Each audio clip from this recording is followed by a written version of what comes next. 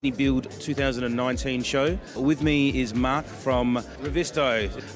To work alongside Vlad for this show is the integration these guys have now got between the BLK 360 and some of our other reality capture tools and going straight into a 3D environment, immersive 3D environment with the collaboration tool that we've got. So Mark, what's your role and how long have you been with the company? Yeah, so I'm the director of our Western sales operations here at Revizto. So I cover our APAC market as well as our western half of our North American market.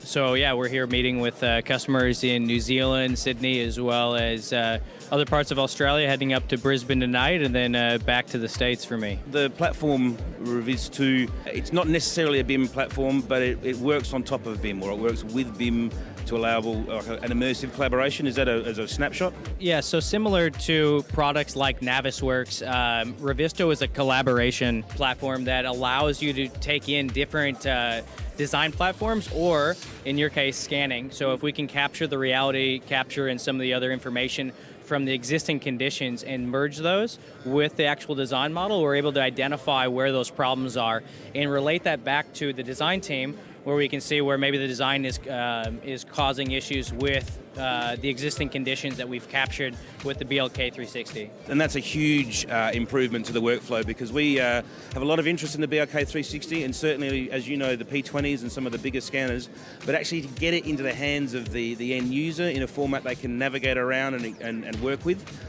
is hard. They're big files sometimes, unless they're sometimes remodeled. Then they're not able to be communicated across the entire construction team. Whereas with this platform especially, but certainly the integration with the BLK has worked really well in the couple of months that it's been out, and even further integration with some of the tools such as our 360 cameras, which we might talk about as well. Yeah, absolutely. So, I came from a world where I had a Leica P20 that we'd carry around, hardly fit in the back of my vehicle.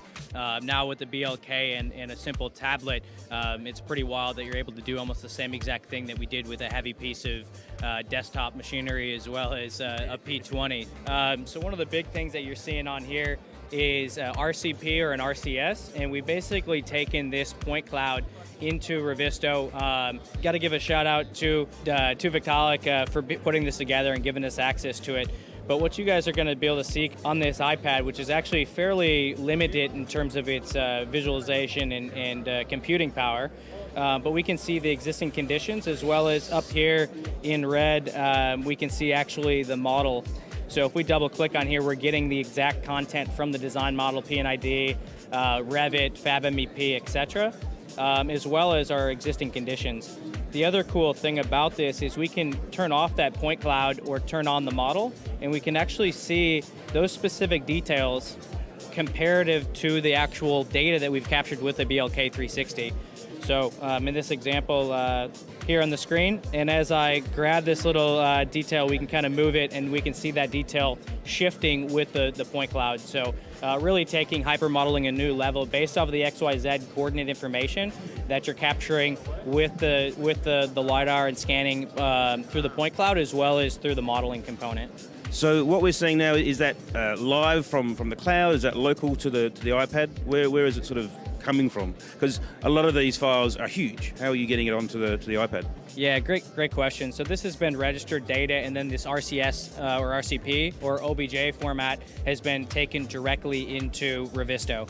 So Revizto is a hybrid cloud situation. So effectively what we can do is jump onto the project, open it up, and it's going to cache that local file on my machine. We're able to have the same performance every single time because we know exactly what we're getting off of our hardware. So when an update or change to the model occurs, we're getting that while we have solid internet connection. So when we're out in the field, we still have the ability to see these, and then also create and track issues off of that based off of the XYZ coordinate information. So the next step, I guess, is that's all very well for that moment in time, but if you're going back after some installation or some rework, you're taking the BLK, you've taken some more scans, you then have iterations of the scans in that environment? How does that work with supplemental or newer versions? Yeah, so Revizto works off of we have versions. So similar, if you're familiar with the way Apple kind of does versioning. So effectively, you can go back at any point in time and see the different versions. However, when we download the new version of that specific scan and modeling component combined, it actually returns that file to the cloud. So we're not storing that huge file on our local tablet. Yep. So it's pulling that local file to there. If I want to return it, I can do that. But the issues that we're creating actually live within the XYZ location of the model. So the beauty of that is we can communicate back to a Revit model, or back to PNID, or back to 12D, or whatever it may be, based off of that XYZ. So if we communicate and we can see that because of the data that we're able to capture, that there's going to be a conflict with our model, we can make that and articulate that change. And because we're speaking in a common data environment, which is our XYZ, real world coordinates, we're able to see that change back in our design model to make that change based off of the quality data that we're able to capture beforehand. Absolutely integrating the real life data with design data, with probably some maybe as installed data, and all three are coordinating together. Absolutely. Yeah, look, I think it's a great use of that technology. As you say, small, easy to transport. I guess the other question from your P20 days, these aren't always coordinated or located scans. They're scans that are arbitrary. How does that work with bringing them into a known environment? Do you have another location system that you use just for aligning? So within Revizto, currently you cannot align or change the RCS or RCP, so we're doing that back in Recap or another platform to be able to register that data. No, that makes sense. That's great.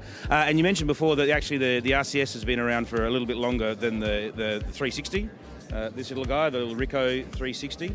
How are you finding these being used? For those of you guys that follow kind of the Revizto development plan in some of our releases, about a month ago we just released 360 photos. So the cool thing about this is now we can actually attach any of the 360 photos and be able to mark those up and see those within the space. So for capturing existing conditions, a lot of times we'll see some of the interns get put on, capturing that data and documenting that within the issue tracker. So we can actually come into a 2D space within Revizto, and because of the XYZ coordinate information, we can actually select the specific location of where we are within that plan, giving that 360 photo a real live XYZ coordinate location, thus showing back up in Revit or showing back up in any kind of other design platform, or its actual location within the scan based off of that data. So very, very cool way to be able to combine all these different environments within one platform. So it's slightly smaller than the P20?